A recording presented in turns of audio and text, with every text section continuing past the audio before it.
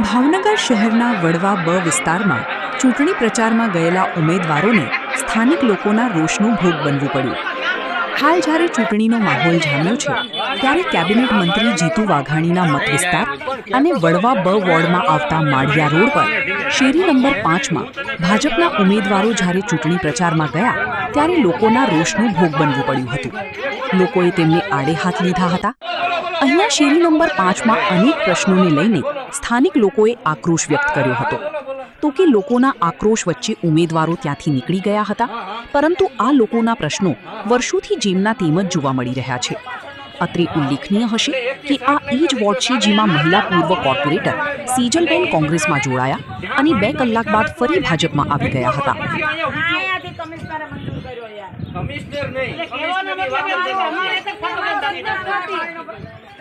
મારી વાત સાંભળો, જો રોડની લાઈન રોડનો તાર ઓલી સાઈડ છે તો ન્યા નો કાઢ્યો અને આ લાઈનમાં તાર નથી તો આ લાઈનમાં કાઢવાનું કરે છે। હા, કાઈ વાંધો નહીં, એનું અમે લેખિતમાં લેશું કે આ ખર્ચો કરવા વાળા જે કોઈ પણ છે કામ કરવા વાળા નાનું પાણી નિકાલ કેમ થઈ જાય છે અમે જોશું।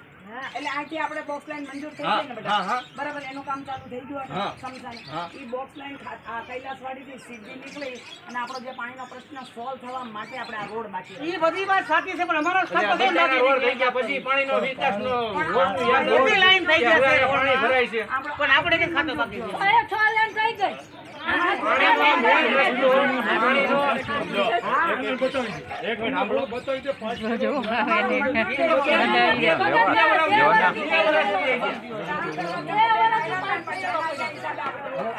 વોટર લાઈન ચાલુ નથી, વોટર લાઈન નવી નાખી ચાલુ નથી આપણે।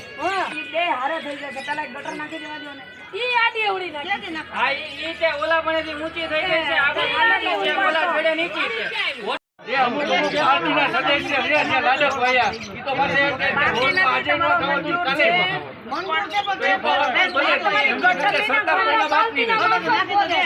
સરકાર કોઈના બાપની નથી। બોક્સ લાઈન આવે એમ કહેતા હોય કે ઈ રોડ આજે ન થાય કાલે ન થાય। તમારી ગટરની બોક્સ લાઈન આવે। તમારા માણસો ખાવાનું ઉપર આવી ગયેલા છે અને રોડ કરવાનો જે પદ ઉપર સરકારને અમે પ્રતિનિધિ તરીકે પૂછશો, બરોબર છે, તો આ રોડની જવાબદારી કોને લેવાની? અમારે લેવાની નથી। તમારે લેવાનું બોલો, ધ્યાન રાખો।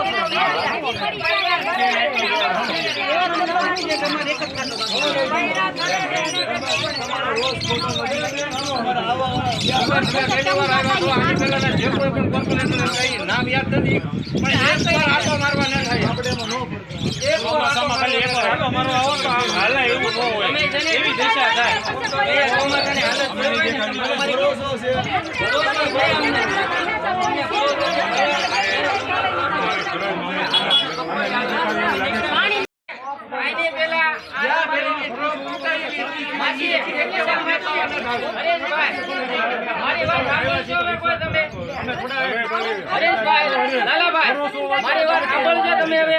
આજથી 3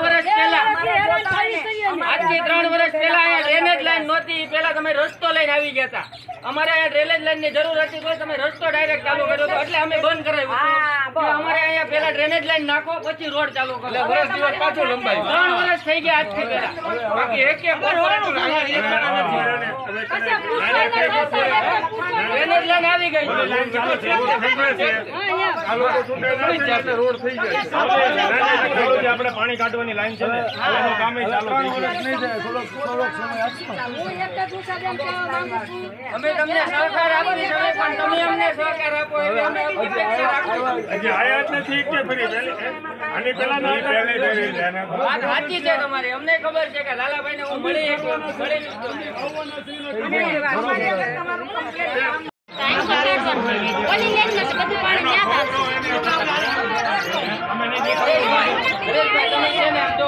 હું નહીં દેખાવ એવું તમને કોઈને લાગે છે? વાત બધી હતી કે તમે ગયા ચોમાસામાં આવી નીકળ્યા